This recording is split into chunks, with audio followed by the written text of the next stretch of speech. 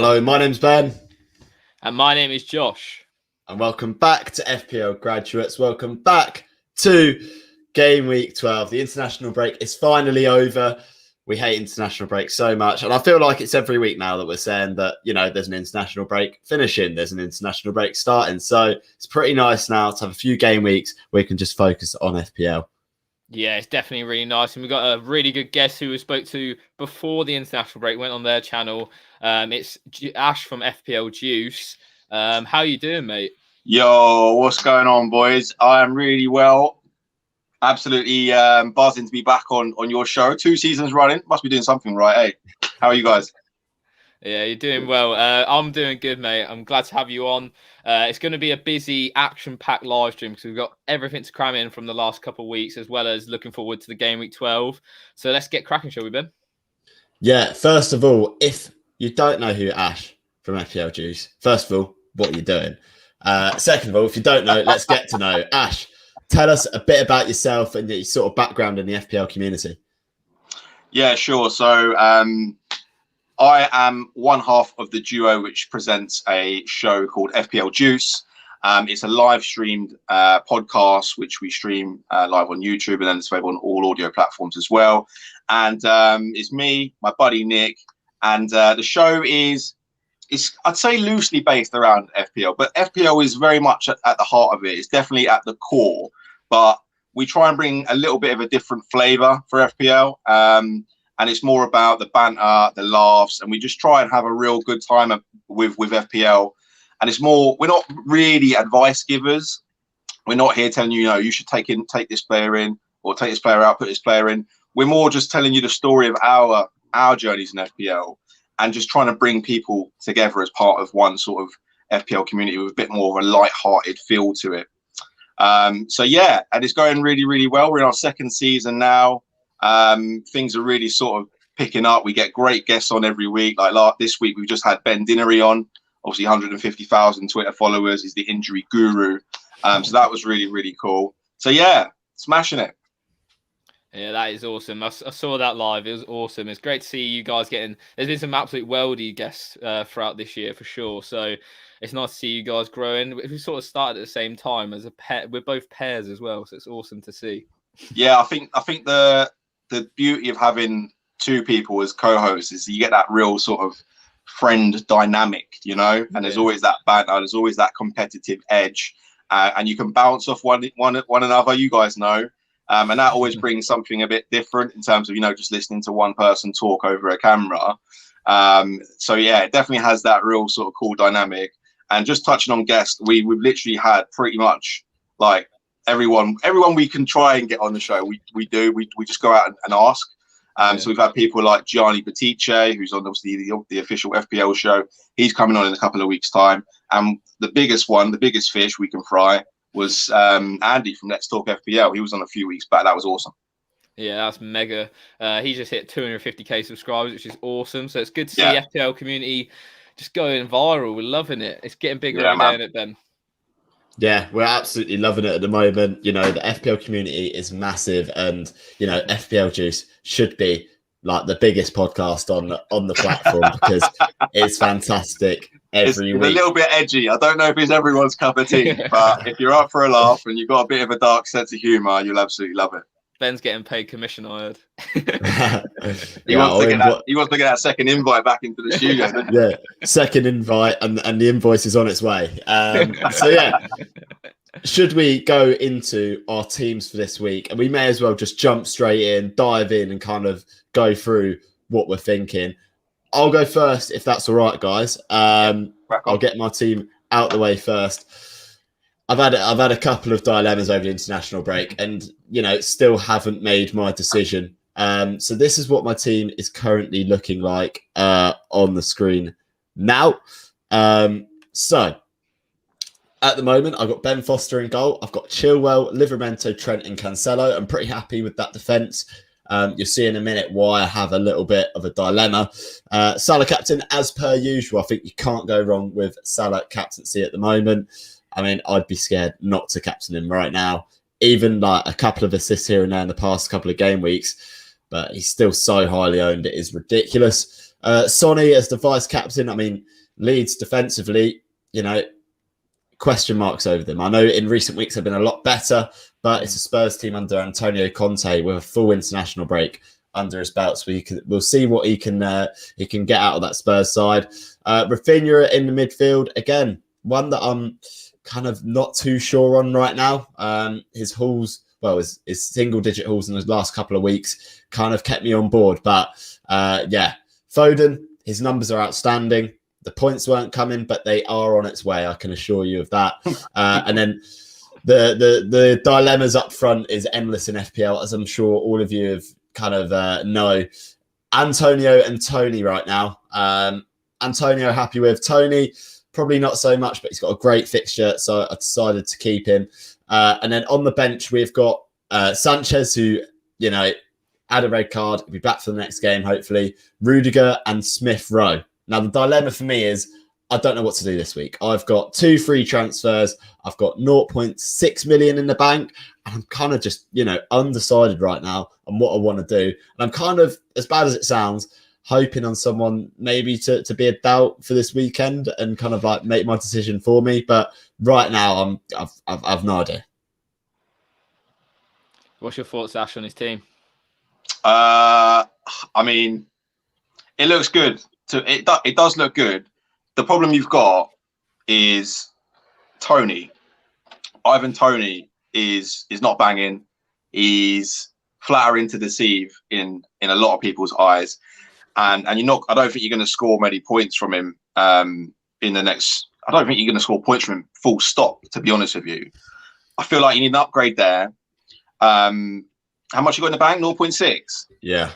And what's Tony priced at? 6. 6. Yeah, it might be. You can't even get Callum Wilson, man. You're like 0.2 out. Because that would have been my suggestion. Would try and get Tony to Callum Wilson, which is exactly what Nick did this week, funnily enough. The other problem I've got, and it's not so much a problem, but the other concern I've got is Phil Foden. Because as much as I love the guy and I love the player, I feel like there are more nailed players that are going to get you more consistent points. And I just don't like the gap. Like we say every season with Pep Roulette. I know Foden's been playing, but he's only a game away from being hooked and sitting on the bench. And I just feel like that's a risk there. I feel like that is a risk. I love the Son pick. Obviously, everyone's been talking about Son and Kane this week. The fixtures look mad.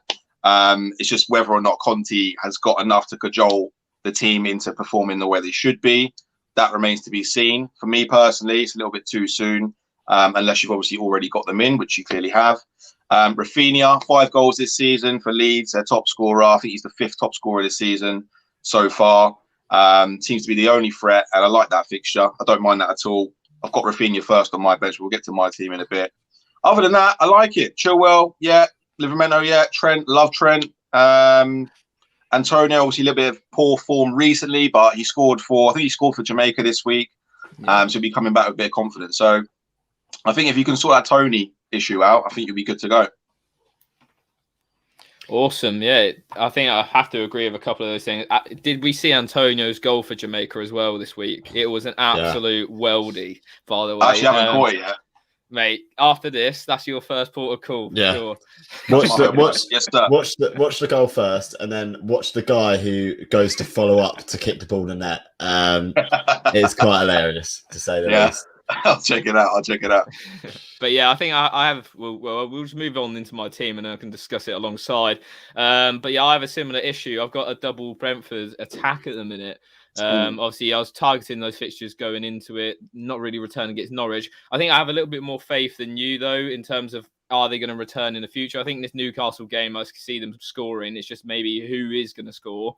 Obviously, Tony got a lot of goals from penalties last season in the Championship.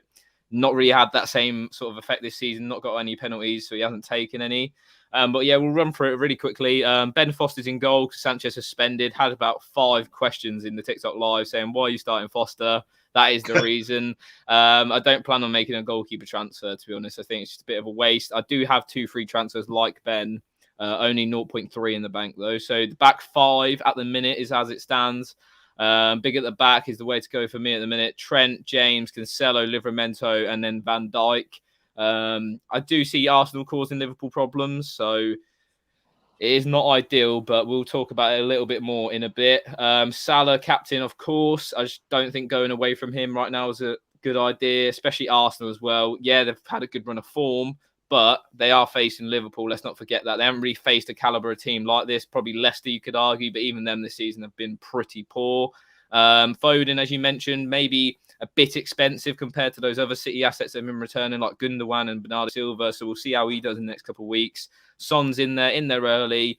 I'm still happy with him over Kane because I think the price difference and then obviously the extra points for goals and clean sheets, etc., sort of put him away. Just I think 2 million more for Kane's a bit pricey, especially when he gets less points. Then we do have Mbeumo and Tony at the minute, but whether that stays the same, we'll see. Haven't made my transfers. Don't really know what I'm going to do with my transfers. It's a bit like Ben, a bit all over the place. And then we got on the bench, we've got Rafinha, Iheanacho, who was my punt on the wild card. I think we spoke about it when I was on your live stream. Never paid off. He's for some reason bench. I think he's been playing quite well when he has played, but he just seems to be not favoured. And then obviously we spoke about Rafinha. I think Rafinha's one of those players that could generally be a season keeper because he's just a talisman for Leeds, isn't he? He just does everything. Obviously, he's had so many expected assists, but not actually got any assists this season. That could be down to not having a Bamford or someone like that. What's your thoughts on Rafinha this season, Ash? Yeah, like I said, with Ben's team, like 5 goals this season. Like you mentioned, no assists.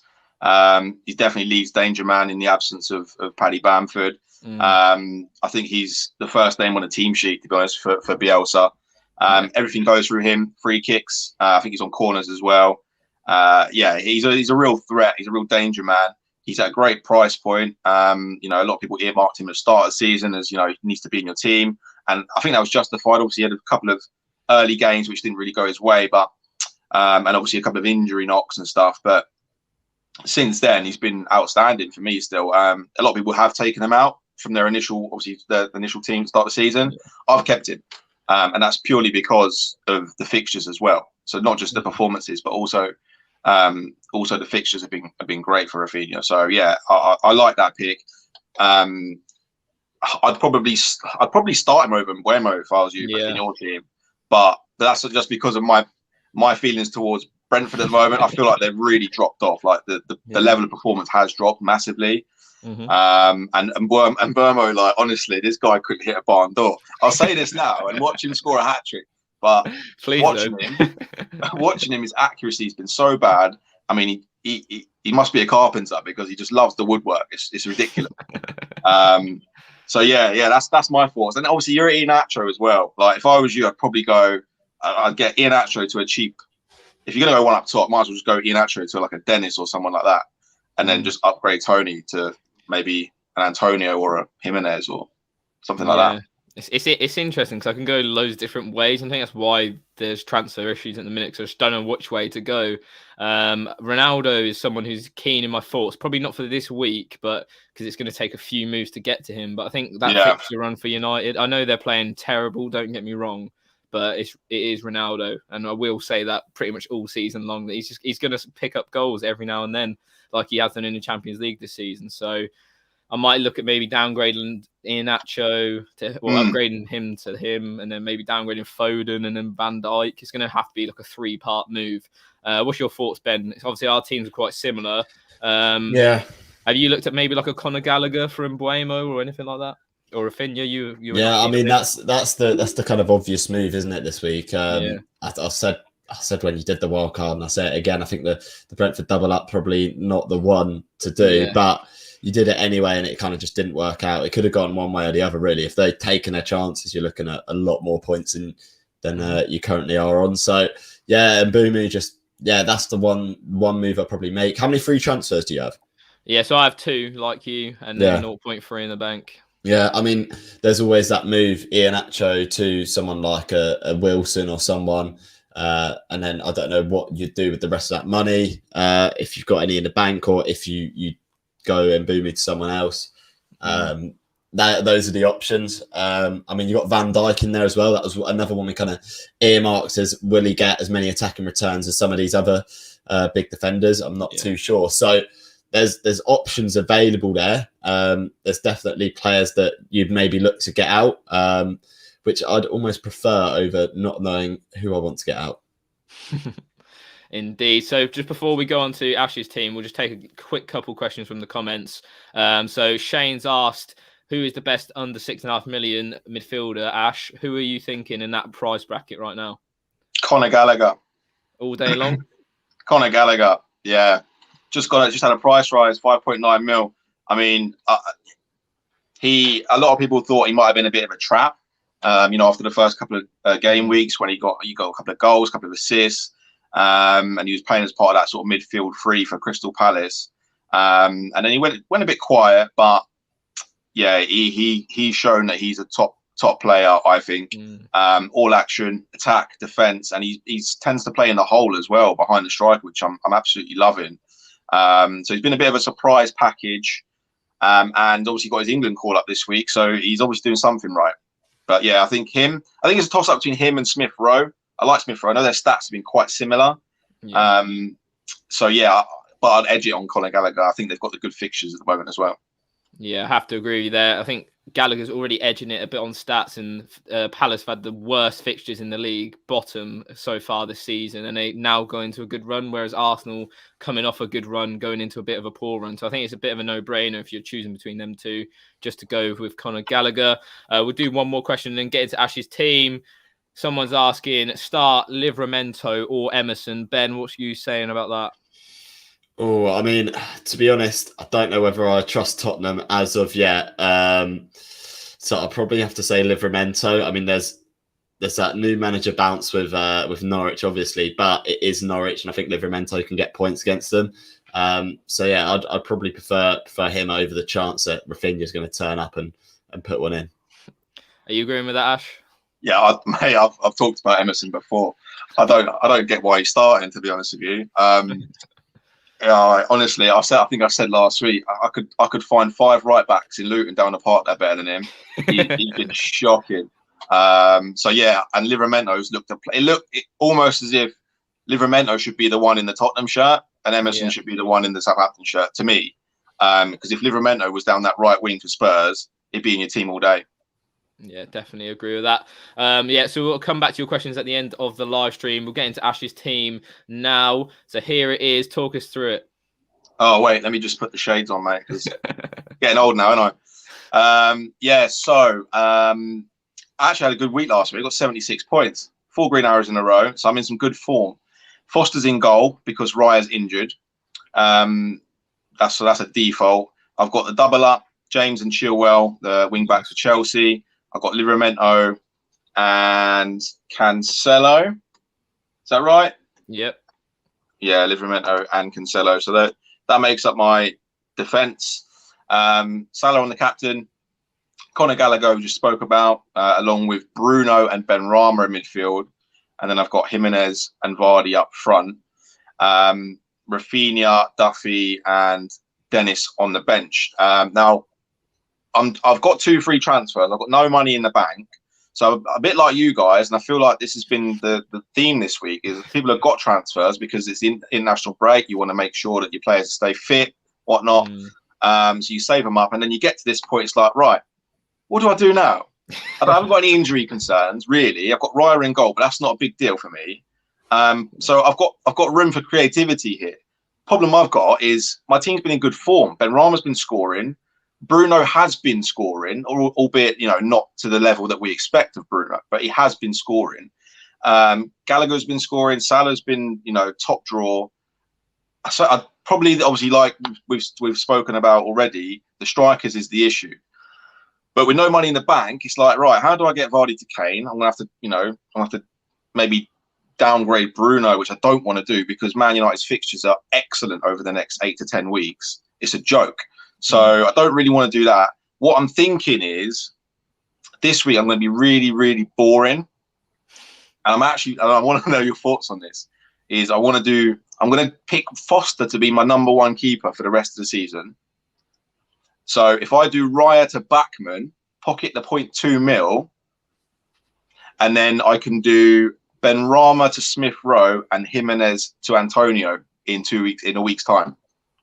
It's interesting. I wouldn't say it's boring because like you're making other moves down the line. What's your thoughts on that, Ben? I'll just be the devil's advocate and just go boring. I got it really. No, I see the strategy there.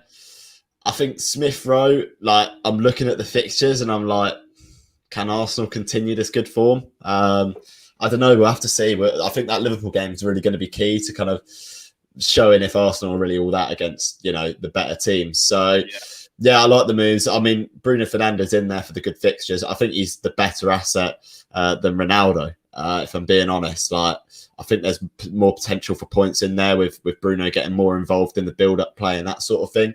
So yeah, you're pretty well set for like the next few weeks, and it is a boring move in FPL terms when you're transferring your keeper and that's it. But if there's strategy there, then you've got to do it and like get that rank rise, and yeah, you should be all good to go then. Yeah, there's definite strategy behind it. It's about time, to be honest, because I've had an absolutely diabolical start to the season, and I'm just in the process of kind of dragging it all back. But obviously, as I said before, a lot of the talk's been about Son and Kane. I think Son as an FPL asset is fantastic. I just want to be convinced by Conte and what he's doing before I make that move, because the easy move for me is to do Bruno to Son.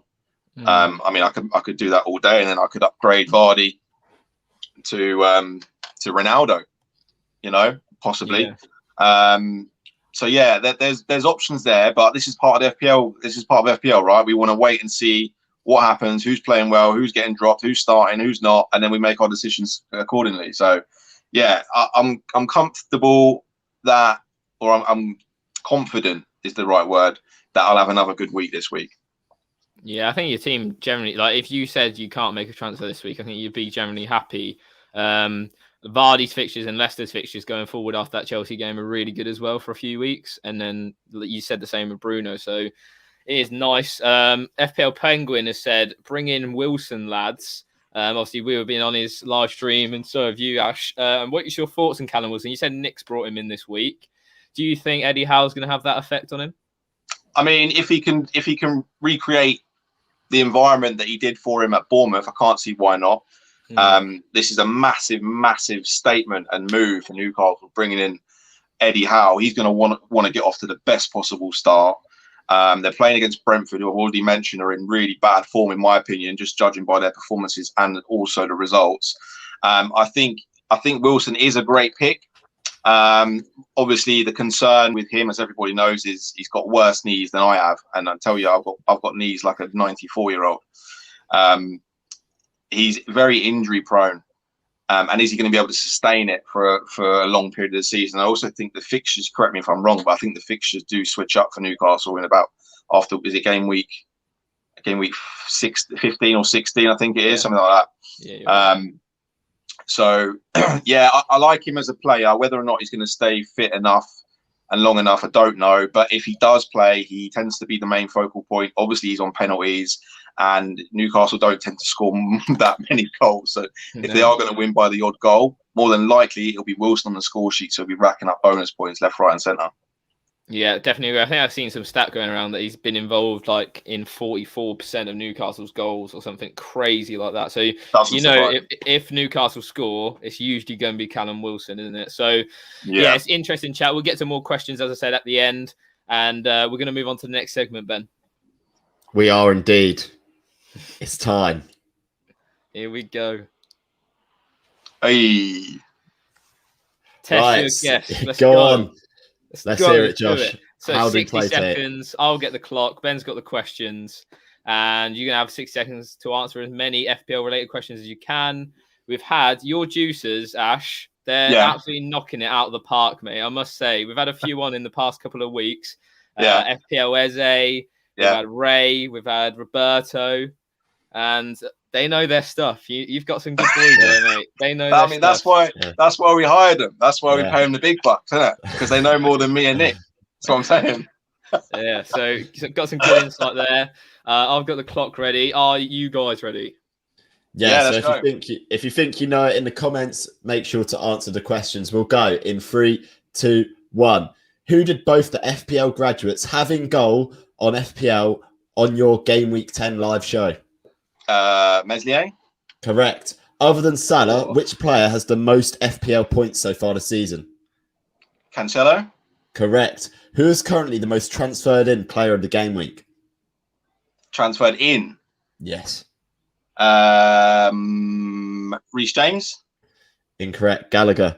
Which player has kept the most clean sheets this season? Which player? Mendy. Correct. If the league was based off expected goals and expected goals alone, who'd be top of the league right now? Expected goals. Like that. Chelsea. Liverpool. Who is joint top assister in the Premier League so far this season with Mo Salah? Pogba. Correct. Which player has hit the woodwork the most times this season? And Buemo. Correct. Who is the highest owned Burnley asset on FPL? Cornet. Brownhill. Ooh. That's a little curveball at the end. Yeah. There. You got 5. I think that's a good run. That's a very good run. Yeah. Respectable. Yeah. Yeah. Did I beat any of the juices though? Oh, I'm not. I actually don't think you did. I don't think you did. They smashed out of the park, all of them. Not they are literally 1, 2, 3, all for the juices. No, that's right. Did I have time left as well? It finished. We got the question in just before the end. I squeezed that Burnley one on about 57 seconds, so you could answer it. So I appreciate that. Thanks, boys. I think I did better than last time anyway, so that's good. Improvements. Exactly. You can come back next season. We'll try again. I think last time I got like 3. It was shocking. Like, it was really bad because Nick was on, weren't he? Nick was on as well. And I was me and him were arguing the whole time. But no, that was good. That was fun. Yeah. I'm surprised I didn't get the Conor Gallagher one. I literally looked at that today as well. Shocking. Never mind. Yeah, I think his expected ownership is going to be through the roof. I think he'll be one of those players, if you don't own him, he's going to do a bit of damage if he does return. But yeah, speaking about XG, that was one of the little questions that Ben threw in there. We're going to have a look at some stats, as we always do, going into the game week. So yeah, we pull this up here. So this is expected goal involvement. So obviously, we all know Salah's going to be top of pretty much all expected stats. He's been on fire. Is there any surprises there for you, Ash, in terms of like anyone that you thought might be in there or might not be in there? Obviously, Foden's coming in at second alongside Aubameyang and Bowen. Both very, I think all 3 are quite outside the box assets to own right now. Yeah, that does surprise me, to be honest with you. Obviously, me and Nick, we tend not to go too much into stats, but I always find them really interesting. But they can sort of overshadow your overriding opinion. And sometimes it's justified, sometimes it's not. Like, obviously, we do expect to see Salah there. Foden does surprise me, but then at the same time, I can understand why, because Man City are creating chances. Aubameyang, I think that's probably just down to the fact that he has been, obviously, their main striker this season, and he has been playing. And he has had a lot of penalties, yeah. But then I think he did score four home games in a row. But I think with obviously the creativity he's got behind him now in Saka and Smith Rowe, that obviously has boded well for him. Bowen, I'm not surprised by, because Bowen is a player who I think has been kind of overshadowed and gone a little bit under the radar because of Ben Rama. Yeah. But if you watch, and I've watched West Ham a couple of times this season, he tends to be involved in pretty much everything they do, not only offensively, but defensively as well. I think Moyes has come out recently and said that Jared Bowen is the fittest player in the squad. But yeah, goals have not been he hasn't scored as many as he probably should have done, but he's definitely been involved in a lot more. So he's getting assists. And I'm not surprised to see that. Who else have we got here? Antonio Kane, Josh King, Trossard, and Trossard. I think Trossard's an interesting one for Brighton because, he's keeping Mopai out the side and Trossard's down as a midfielder. And at the moment, he's playing up front instead of Mopai. So I think as an out of position midfielder, he's a really good sort of budget type option. But when you've got so many midfielders, it can be quite difficult to squeeze him in, especially if you've already got, Smith Rowe or Gallagher or Rafinha. That's going to be one of those positions, isn't it? So yeah. But yeah, no, really interesting stuff. Yeah, definitely agree with what you said about Bowen. I think he was unlucky at the start of the season not to be in on that West Ham hauls. We saw Antonio, we saw Ben Rama, even a bit of Fornals, but nothing from him. But in recent weeks, I think he's returned almost every week in the past 5 game weeks, which is mega from him. Ben, there's Son in there, down in 10th, 3.3 expected goals. Kane, 3.9 expected goal involvements. What is your whole debacle on the Kane v Son? It's been the big talking point this week of who should you go for Spurs? Should you go Kane? Obviously, he's bagged loads of goals against a load of farmers this week, or should you go Son? I think first of all, like the underlying numbers of Son, we have to be, and Kane actually we have to be aware this was under Nuno Ball, which is not the most attacking of football. Yeah. And I think the fact that he's producing, top 10 stats in the league just goes to show like he's still up there like with the best in the Premier League. And I think, you can argue a case for both Kane and Son. The fact is Son is a lot cheaper and he's going to produce a similar amount of points over the whole season, in my opinion. So for that reason, Son, he's a midfielder as well. So he's going to get the extra points for goals and that sort of thing and potential clean sheet point. So overall, I think Son's the better option. Although depending on sort of the balance of your squad, if you've got that premium striker up front and maybe not another premium sort of in midfield available to change it, then I could see your reasonings behind going Kane. Yeah. So as a non-biased Son owner, Ash, who would you go for out of Kane and Son? Yeah, I agree with Ben. I think the value is in Son. The form, or it's not been the level hasn't been fantastic, but the form out of the two has been with Son. 4 goals, 2 assists this season. I think Kane's 1 goal, 1 assist this season. Yeah, I've said this from day dot. I think Son is underpriced. I feel like he should be like a real premium. He's like kind of that bracket below premium midfielder. Yeah. I feel like he should be a premium. He should be Sterling money, Mane money. Like he should be around these guys. So at 10 mil, where he started the season, I think he's 10.3 now, maybe 10.4. I definitely feel he's got the value over Kane at 12.2. He is playing slightly deeper, but has that freedom to go and run in behind. He's also on corners. So yeah, I think he's all action. Kane's had too many times where he's not been involved. Obviously, he's explosive. We know that. It's just, is his mind in the right place? During the summer, he was with England. He had a lot going on in terms of that. And then the City move looked on. So he's probably had his head swayed and he's thinking, right, I'm going to be playing in blue this season, only to find out that he's now playing in white. He's still playing in white. So I think that's been the biggest problem for Kane. Hopefully, Conte can get him thinking down the right lines.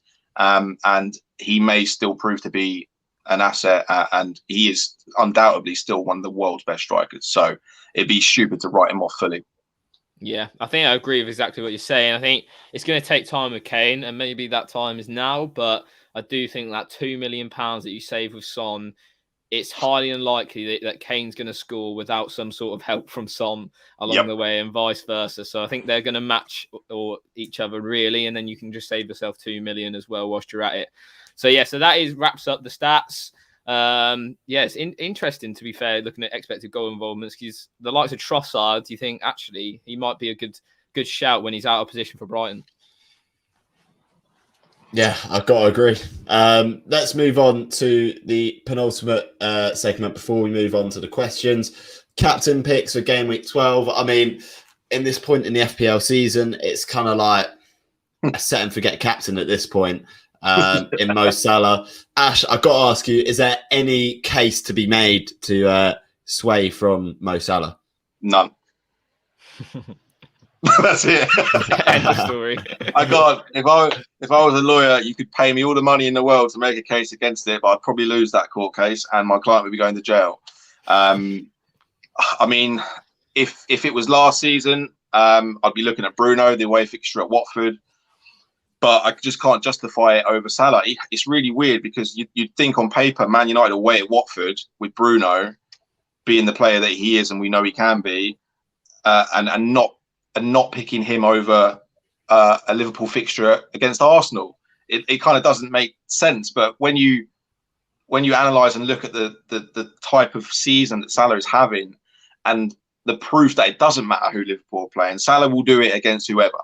So you can't, for me, you can't really look past the form at the moment.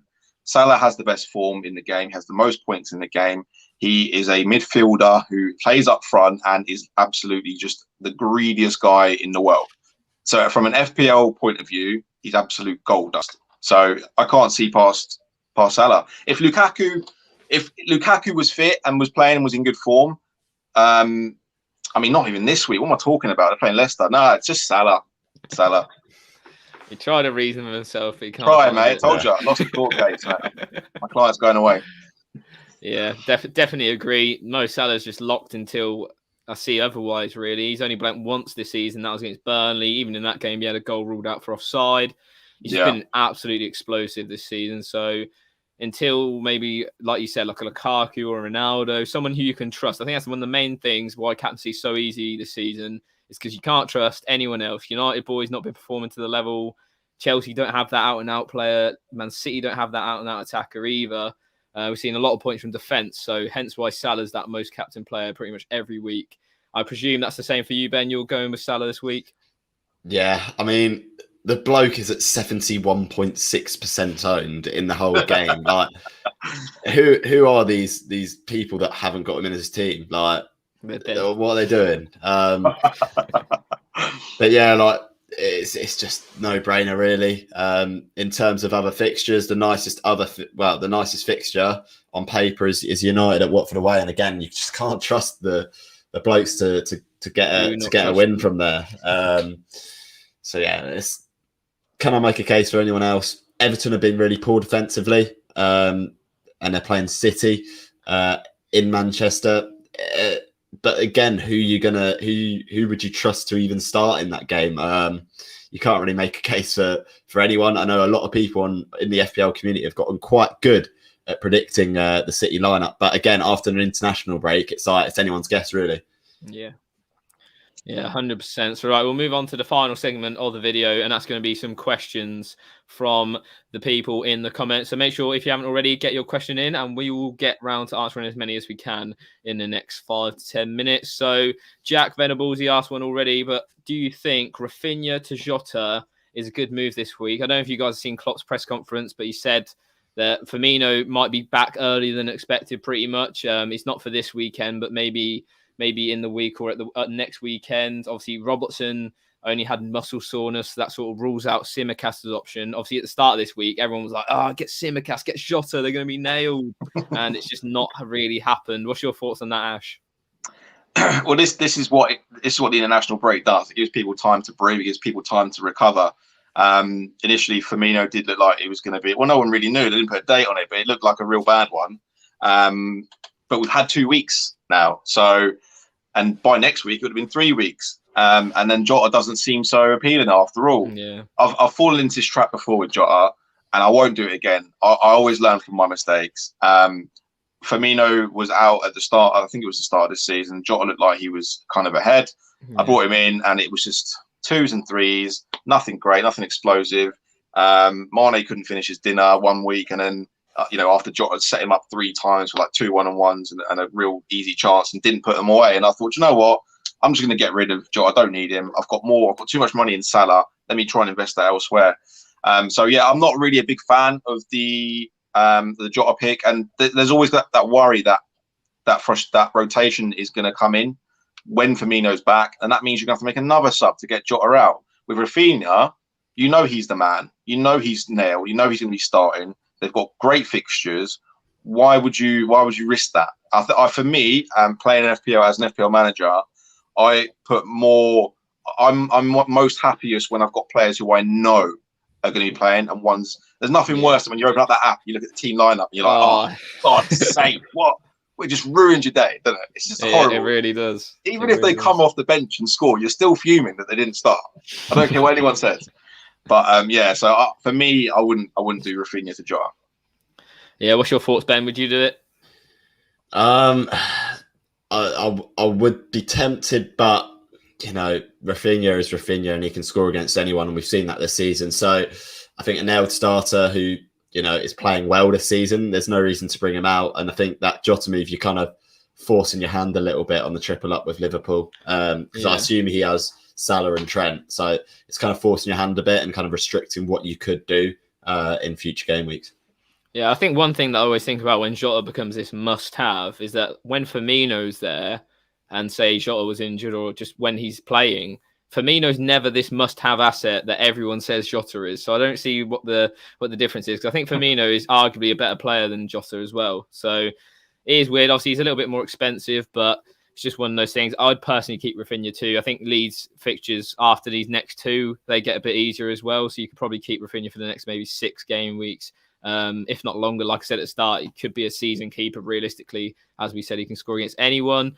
We go to Lynchy Boy. Oh, go on. I think that is that. Sorry, lad. I think that is the point. If Jota was 9.5 mil, we wouldn't be having this conversation. No, it's the price point that people are attracted to.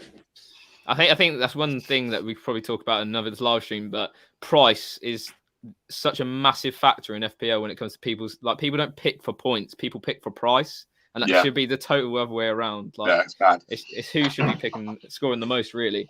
Anyway, we'll move on after that little rant on Jota.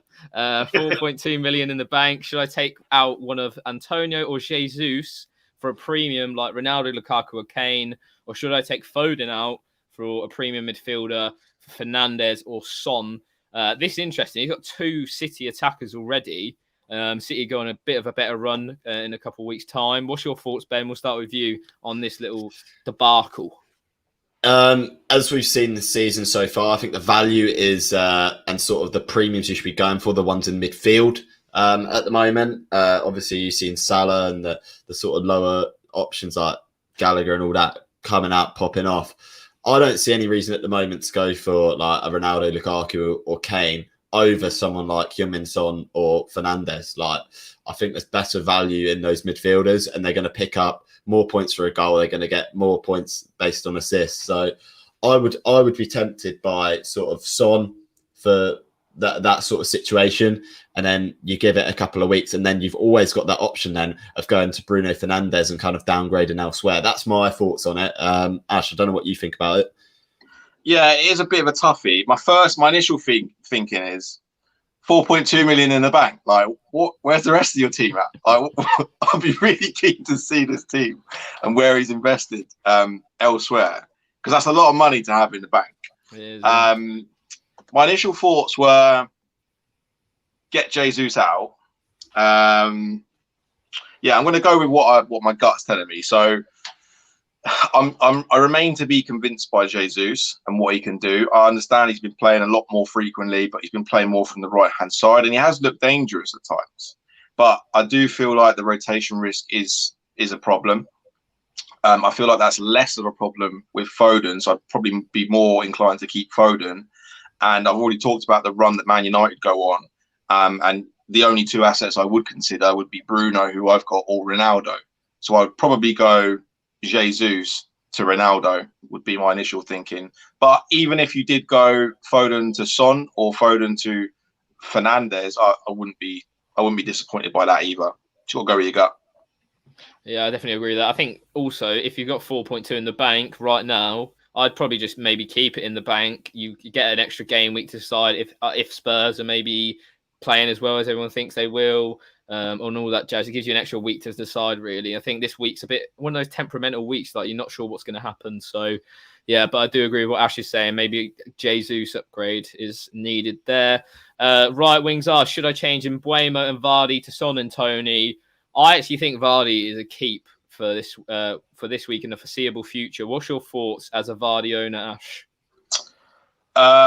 Yeah, I tweeted about this earlier. Because obviously Vardy, I think, is the second most transferred out this week, which I was stunned by because Vardy has been, I think he's behind Antonio. He scored the most goals as a striker this season. And I think combined goals and assists, I think he's up there with Antonio. I might be wrong, but he's lethal. He's deadly. I take it he's had a few weeks where he has blanked, but the fixtures are changing after Chelsea. They go on a really good run of fixtures, and I feel like this is definitely the wrong time to take Vardy out. He is going to be nailed. He is going to be on pens. So I can't justify taking Vardy out for Tony. For Tony, no chance. That's no a swear chance. word. That's a swear word to Ash.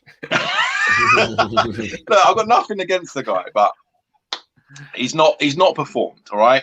And Vardy to Tony doesn't make sense to me. So yeah, and Mbeumo needs to go. But I can't do Mbeumo and Vardy to Son and Tony. Not for me.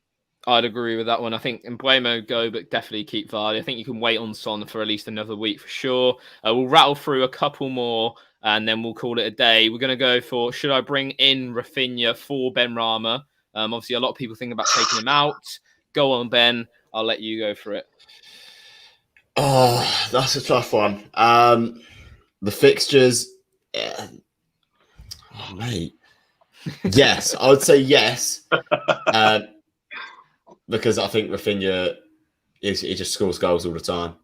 I don't know what you guys think, but I don't know. I think Benrahma as a fantasy asset. I think there's better players now on that West Ham team that you could go for. I think Bowen's probably a better asset. Yeah.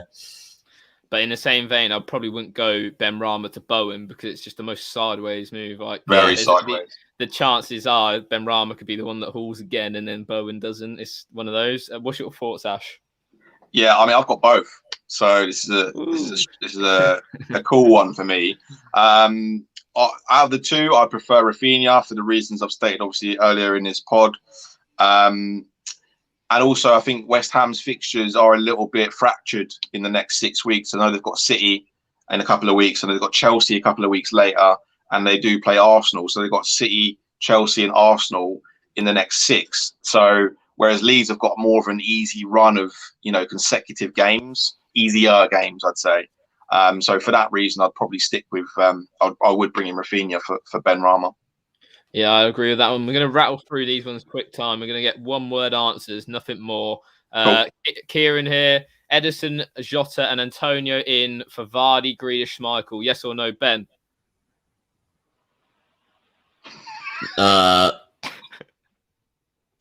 No. Ash? No. Me, no. Harry Hill, the comedian, he's popped in. Replace Sanchez for Guaita. Yes or no? Yes. Depends. Didn't give you that option, but okay. But I agree with what you mean. If you have Ben Foster, I would not do it. I'm going to allow an exception for that one. And then the last question to wrap up this live stream. It's been great. Mitch asked, do I take Ronaldo out? If so, who for? It's going to be more than a yes or no because it's more than that question. We'll start with Ash. Go for it. I mean, no. Do I take CR7 out? No. If you've got him, I'd keep him. There we go, Ben. No. I'm also agreeing. It's 100% no's. And that wraps up another live stream. Game week 12. We're rattling through the game weeks. It's been great, hasn't it, Ben? Yeah, it's been great. And thank you again, Ash from FPL Juice, for coming on. We hope you enjoyed yourself, Ash. Yeah, I always love coming on and chatting to you boys. So, yeah, keep doing your thing. Keep smashing it. Keep smashing the TikTok. And, make sure you check us out every Tuesday night, 8 p.m. on YouTube. Don't be late. Definitely. All the links to FPL Juice's socials are in the description below. Go give them a follow. You will not regret it. Some great content from them. But that wraps up another Game Week Preview. Yeah, it does indeed. And as per always, if you like the video, make sure to give it a thumbs up. Please remember to like, comment, subscribe. Go and follow FPL Juice. And I'm going to give you guys a little teaser for the guest next week. Get out. But yeah, I've been Ben. I've been Josh. I've been Ash. Hey, he's got it. And we'll see you guys later. Have a good game week, everyone.